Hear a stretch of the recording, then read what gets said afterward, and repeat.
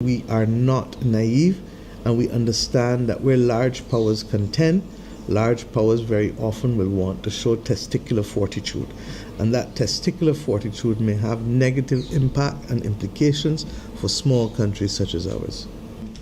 I wanted to say Happy New Year to each and every one of you, but the last 24 hours have proven to be exceedingly challenging, and it is important that we speak to the country to be able to ensure that on the multiple fronts that we have been affected in the last 24 hours, that we keep everyone up to date and to let people know that things are under control with respect to the consequences that we are now currently facing.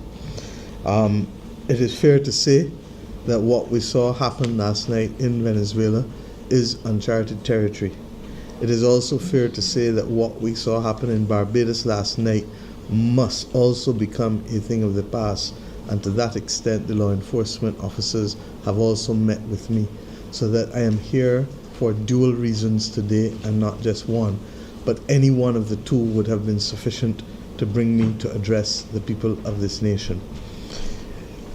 With respect to the first matter, with respect to Venezuela's and what is happening in Caracas and broader Venezuela, about just around 3 o'clock this morning, I was awoken, well, not even awoken because I really wasn't sleeping, and I saw that we were having difficulties, and from then was in contact with other colleague heads of government as well as the Secretary General of CARICOM, and we had an urgent heads meeting from which you would have seen a statement earlier today. That meeting took place just after 5 o'clock this morning. And at that stage we recognized it was too early a stage for us to make any defining comment.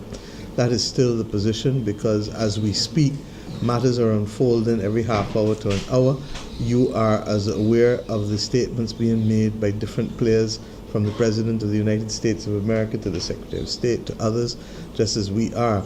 But where Barbados becomes affected is on a number of areas, and we would have said this previously, which is why we continue to assert that small states really can only survive in an international rules-based order. For us, we always said that conflict would have consequences, and many of you asked, what would those consequences be? What would they look like? Well, we're living them out today. With the actions taken in Venezuela, a number of disruptions took place, primarily with respect to our airspace, or planes coming from the US, I should say. There are 3 major areas in the region, Eastern and Southern Caribbean, and then one in Puerto Rico, 4 altogether in the Caribbean, that effectively manage the upper flight space. But as you would appreciate, Barbados is probably the biggest hub closest to Venezuela in terms of tourism, and therefore in terms of air flights and in terms of hotel accommodation and cruise accommodation, we would inevitably be affected. Just a few questions from me quickly. I know you said it's still early days as it relates to a CARICOM position and statement. However, I am with hearing terms such as a reboot of the Monroe Doctrine coming back to play with this attack on Venezuela. What is Barbados' position on the actual event itself? Let me be very clear, Colville. Venezuela is our friend. The United States of America is our friend. In fact, in both instances, we have family relations with both countries. By the same token, the Caribbean community has been the entity that we have chosen as a matter of first principles to align our foreign policy with. When the heads of government met this morning, all of the persons were not there because it was an emergency early meeting. We took a decision that we will wait for other information to become present. And when that happens, we will certainly act collectively, and I do not want in any way to prejudice the integrity of that consultative process with CARICOM. Having said that, I've been very clear that our principles are very, very clear, and that small states, and by small I don't only mean as small as Barbados, but much larger than Barbados, but still considered small. Small states can only survive in an international rules-based order, and that therefore anything that happens that runs contrary to that would be of grave concern to us as a people in Barbados, but equally as to the region. So without prejudice, I will await any further consultations on the specifics of this incident, but I just share with you the principles that mean a lot to us beyond the normal international law principles. And a follow-up question, Madam PM. You mentioned that basically no further escalation within Venezuela, the short-term impacts should likely pass quickly. What are the permutations as it relates to the potential long-term impacts on our, we don't our know, tourism? Covell, we simply don't know.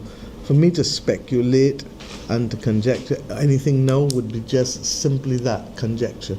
Can't do it. I ask you to allow the events of the next few days to play out. There are perspectives as to what has transpired in Venezuela that I suspect will continue to play out in the next few days. So I do not think that we are in a position to offer any meaningful commentary at this stage. What I can say is that we are dealing with the consequences of the conflict. And the consequences of the conflict have been exceedingly disruptive to both of our ports of entry, the Grantley Adams International Airport and the Bridgetown Port. And to that extent, there are human realities because those disruptions have meant that people have been affected, and not only wealthy people visit our nation, so that there are some people who will not be able to take care of themselves in the circumstances. We're trying to get to the bottom of it. And between the rooms that remain from the BHTA, as well as contingency plans that we have for other facilities, not just for today, but as you correctly said, should something happen again. President Trump did say that there may well be a second strike. We don't know. By the same token, we are hoping and praying that there will be a de-escalation of any such conflict, because, as I've said over and over, escalation and war, of conflict and war, does not serve anyone's interests. And Barbados has always held the position that where there can be dialogue, where there can be conversation, let us have it, and let us see where we can find a common place. The truth is that is why the UN system also exists, and I fully anticipate that they too will have to have a ventilation of these issues. But at the same time, irrespective of wherever you started in this argument, and the perspective as to who was right and who was wrong and who is not right, let us end up today at 4 o'clock saying we pray for no further escalation. In fact, we pray for de-escalation and we pray for dialogue. Persons will feel justified in a show of force. Persons will feel justified that they are acting in accordance with their law. Others will argue that it is a complete breach of international law.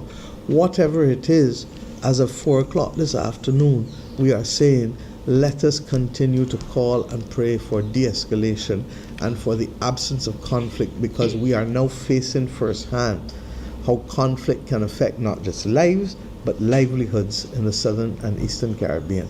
And Barbados, to that extent, while we are not the closest to Venezuela, Guyana and Trinidad and Tobago are. Grenada and St. Vincent and Barbados are the next line of countries after Guyana and Trinidad and Tobago.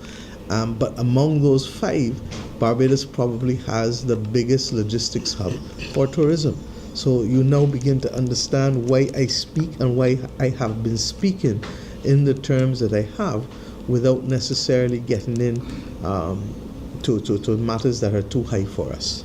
Several countries calling for the UN Emergency Council Security to intervene. Council. Yeah, Security Council to intervene. Do you support those calls, Prime Minister? I've always said that where mature conversation can take place, it should take place. I am conscious that the United States has a view that they feel strongly about with respect to the impact on their citizens of the narco-trafficking war. As to whether this is the way to deal with it or not is capable of debate, for sure. At the same time, there are those who believe that this is, in fact, a blatant breach of the articles of the UN Charter. And to that extent, the one place that we should be having conversations, even if we accept the events of last night, our eyes are in the front of our head, not the back of our head. And therefore, the time for mature conversation is this evening And tomorrow, quite frankly, I would have expected that the Security Council should have been meeting already to be able to ensure that there are at least guardrails put in place, even as we speak now, to ensure that there is no potential for this precedent to be abused in the future by other countries. Final question, Prime Minister. In case there is any mass exodus of Venezuelans out of the country, what kind of diplomatic support Barbados is prepared to give in that regard, basically? I'm not going to speculate on anything in public, and I just want to give you the assurance. You know this government, and you know this leadership, and you know that we will do the right things for the right reasons. What I'm not going to do is to speculate and to give news stories for the sake of it or to fill copy, because we are at a peculiarly dangerous moment in the world's affairs. You know, in 2018, when I first addressed the United Nations, I said then that this world looks too much like it did 100 years ago. Regrettably, I have come to rue the day that I made that comment. And we have gone from crisis to crisis to crisis, from pandemic to cost of living crisis to supply disruption crises to the question of the geopolitical disruptions that we're seeing now, to the whole issue of, as I said, the continuing climate crisis. I mean, in the last 7 years, we had what? A freak storm, a ashfall, and one hurricane, Elsa, one storm surge that decimated the fishing industry, and then another freak storm that took a life here a few weeks ago. I do not know of any other similar time in my 60 years in this country where we have lurched from crisis to crisis to crisis to crisis. And that is why I say that sometimes if I am a little intolerant of those who want to play off the silly season as the place in which the playground should be, forgive me for not joining you on that playground, because I am now too consumed, and this government is too consumed with matters that even with every single ounce of energy, every single Barbadian, every single political party, we still do not have enough to fight through this. And I am now having to see how best we can perfect the art of walking in between the raindrops. So a little bit of trust is needed now, and a little bit of patience is needed, and that is where the maturity to leadership comes in, because rest assured, just as this morning at 3 o'clock I was up, just at 5 o'clock we dealt with the heads of government meeting, just as the National Security Council has met here for the last few hours, I'm conscious that there are things that we do not know and that we cannot predict at this point in time. But suffice it to say that we will be guided by first principles. We will be guided first by the protection of lives and livelihoods. We will be guided by the first principles that support Barbados's right and other small states' rights to be able to be protected in an international rules-based order. By the same token, we are not naive, and we understand that where large powers contend, large powers very often will want to show testicular fortitude, and that testicular fortitude may have negative impact and implications for small countries such as ours.